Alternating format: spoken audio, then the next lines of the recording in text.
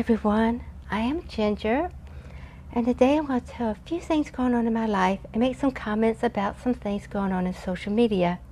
Can't be on long today because my brother and sister-in-law are coming for a visit from Florida, and they should be here in maybe half an hour. Very excited about that. It's over 400 miles away. Anyways, I've been really cleaning my home in preparation for them coming, and last night my brother that lives next door came over and he was helping with something. He had to get something out of the cabinet under the sink in the bathroom. And I think this is funny. He called me in there and he started fussing at me. I was like, what's wrong? He said, there's a dead mouse in here and it stinks and it's in the corner. I thought, well, I just cleaned under the cabinet today. He said, well, you just don't look, enough, etc. He's fussing at me because he's upset. He said, well, go get a Ziploc bag. So I got a Ziploc bag and he got some toilet paper and he got it out and he looked at it and he said, it's a rock. Hi. On my way back. Hey. Yeah, I just thought about my brother. It was upset. He thought I had a mouse underneath my cabinet and it was a rock. Okay, so then you may be thinking, why would I have a rock underneath my counter? Well, I love nature and I find rocks grounding, so I actually have them displayed in different areas in my home. Oh, good morning, or here it's actually afternoon, yay.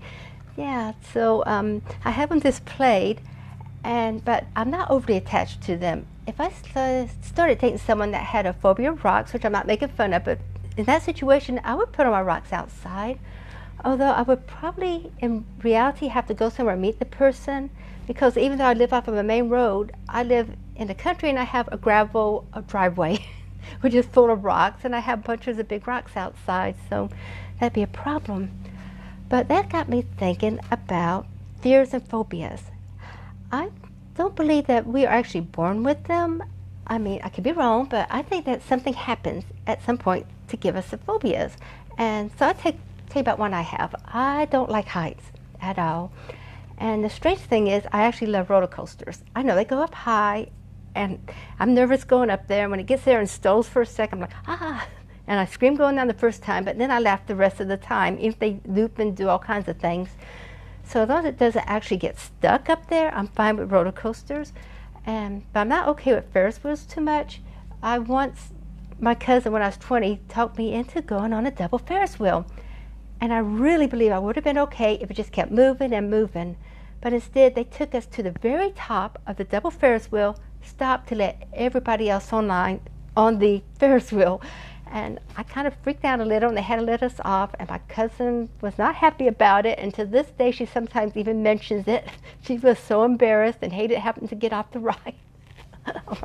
So Ferris wheels, I might be okay with a regular one, but definitely not a double one. I'm never going to make that mistake again. But as I was saying, I think they come from somewhere, and I really believe I know where my fear of heights comes from. When I was in 5th grade, probably around 10 years old, we went on a field trip to a place called Fall Creek Falls in Tennessee. You can Google it if you want to see a picture of what it looks like. So it's Fall Creek Falls, and I don't know about now, but at the time when we walked down to the falls, they did not have any railings whatsoever. So if somebody fell over the side, they were just a goner if they were high enough up. Well, we was walking, and of all things, I tripped. And I fell close to the edge. And I'm not sure, but I hate seeing tiny holes on anything. It looks gross and unhygienic. I think it's called trichinophobia. Oh, okay, that's Sigma Reverie just said that. Oh my, yeah, that's, yeah, I can understand stuff being unhygienic because you won't be able to clean out the holes. That makes sense to me. It's like, oh yeah, if you have the tiny holes, you can't clean them very well. And I don't like the knife blocks. I don't like to use those because it's the holes, and there's no way you can clean it. There's no way you can sanitize it. I will not get a knife block and put knives in it. I won't. But okay, so anyway, that's how about the phobia came from. So I fell, and I fell close to the edge, and I knew at that time that if I would have fallen a little bit differently, I would have went over the edge and I would have been dead. It's just a fact. And a teacher helped me up, and I looked over the edge. I saw that long drop down. So I figured, yeah, No, I didn't like the heights, and I believe that's where my fear of heights is more a fear of being high up than falling or having something break and plummeting to my death that I don't like. So yeah, I believe that's where it came from. And most people probably they come from, or yeah. So that's what happened there. And it wasn't unfounded fear. I actually Googled it, and in the last 5 years, 2 people have actually fallen to the death from that somewhere. I don't know if it's from the path or where, but they around that waterfalls, 2 people fell to the death in the last 5 years. So it wasn't too unfounded of a fear, that's for sure. Goodness. Okay, so I was going to talk about, I wrote down so I wouldn't forget what I wanted to talk about today. The first one is I usually do lighthearted stories. Oh, you love heights? Yeah, well, I just have a fear of them, really do. It's not good. Oh, I love roller coasters. I don't have a problem with roller coasters. I can do them all day, but the heights, yeah, I just can't go up really high. Adrenaline rush. Yeah, the adrenaline rush for the roller coasters are fun. Oh my gosh, they are. It's been years since I've actually been on one, but I really love going some more. They are fun. Okay, so the first story is something that happened, and I call it the pizza story. Okay.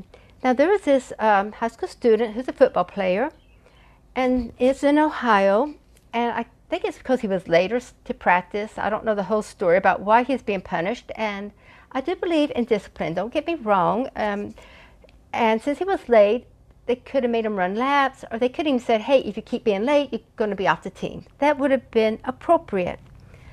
But instead, they put this 17-year-old boy in the middle of a gym. They put all his peers around him to taunt him and egg him on, which is very humiliating, and made him eat an entire pizza. Now, in and of itself, that would have been bad enough, because with the obesity problems and diabetes and all that going around, making a child eat an entire, even though a teenager won't come a child, but a teenager eat an entire pizza isn't good to start with. And then having humiliation of the teammates there screaming at him because the coach said, hey, if you don't eat this pizza, they're going to have to do extra work, extra meets, they're going to have to, and you are probably going to be thrown off the team. Which, you know, he may be out for scholarships or something with football, you never know, so stuff like that could really hurt a child, and he's there, and it's humiliating, but it gets worse.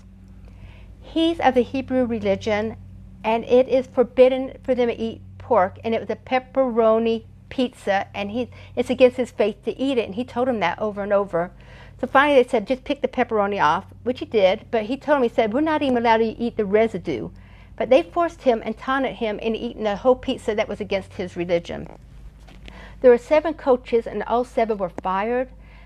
Yeah, they fired them all, and they should have, and I would not hire them if I owned a school. They should never work around kids again.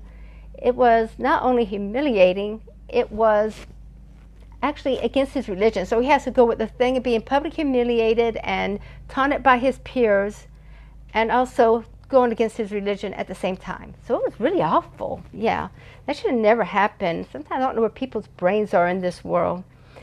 Yes. So that one is not good. Okay, so I got one more story. I'm not doing a lot today because my brother and his wife are on their way from, and they should be here probably 20 minutes from Florida, so I hadn't seen them in a while, so that's going to be fun. Okay, so this is a brand new story that just came out. The FBI subpoenaed USA Today. That's for people in other countries, that's the newspaper. And they have online editions where people can read the news stories. Okay, there was a story they did about a shooting that killed 2 agents and wounded 3. That was back around maybe February or something, but they did a story. So they wanted the IP addresses and the identifying info, like their name, addresses, etc., of their customers or anyone that came to their site and read that story between 8:03 and 8:38 p.m. the day it happened. So basically, they're wanting the stories. They want all our addresses. Now, I don't think I actually read that story during that time, or sometimes I do go to USA and read it. Oh, have a beautiful day to you, too.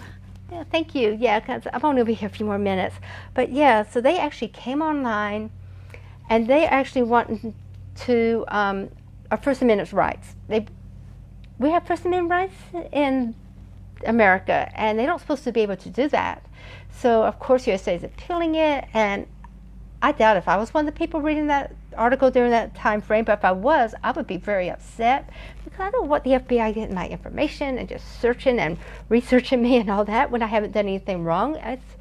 It's a big invasion of privacy. We should at the very least be able to go and read a newspaper story from a legitimate newspaper without being suspected of something. I mean, that's crazy. And they wouldn't even tell them a legitimate reason why they wanted to do it. They didn't give them a good excuse to even why they wanted to do it. So that was wild. I have to disagree with that. They should not do that. Anyways, them are the two main stories I wanted to mention. I know I usually try to do goofy stories or something fun, but I thought those were important stories to touch on this week. I shouldn't be doing that stuff. Okay, but before I get out of here, what else has been going on in my life? For the past few weeks, I've been decluttering and reorganizing my whole home, and I got it pretty much how I want it now. I mean, of course, I would like new furniture and new this and new that, but, I'm not going to do it right now. But I have got it organized and clean finally, so I'm happy about that. And this is a secret most people don't know, but in real life, I'd be willing to either sell or give away probably 85% of the stuff I have. The problem is that some of the stuff I actually use and need, like the furniture or my pots and pans, and I would have to replace them, so I'm not going to do that right now. But really, I'm not that attached to stuff. The things I'm mainly attached to would be photographs, my writing, and my artwork, and then some mementos and stuff that belong to my mom, because she passed away in 2018, so I have a rocking chair, a table, and some jewelry and a few knickknacks that belong to my mom, and I want to keep those, definitely. But outside of that, and there's a bear. I have a stuffed bear, which is the only one stuffed animal my dad ever bought me in my life, and he's no longer with me either. So I'm definitely never getting rid of that stuffed bear that he gave me years ago. So I'm keeping that. But outside of a few knickknacks and stuff that I actually have to use, like my computer, I'm not going to just give away my computer, of course, but most stuff, I'm really not attached to stuff so much.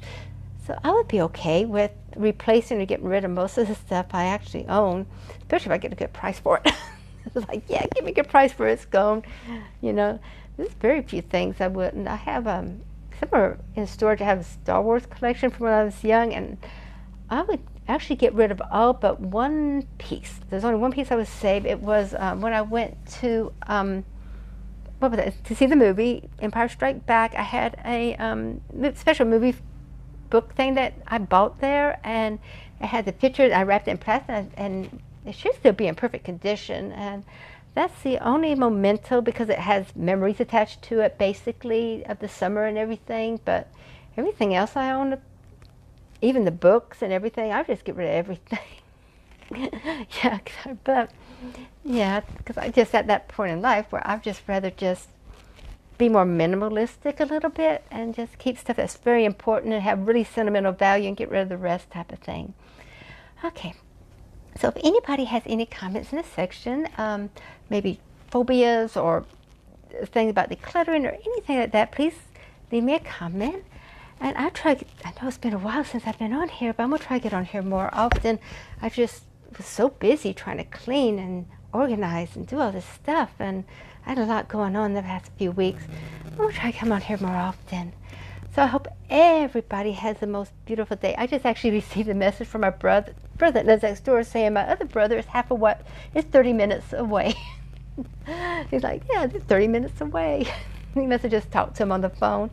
Oh my. So, okay. So until next time, peace out, peace in, peace all around. Thank you so much for watching. Bye-bye.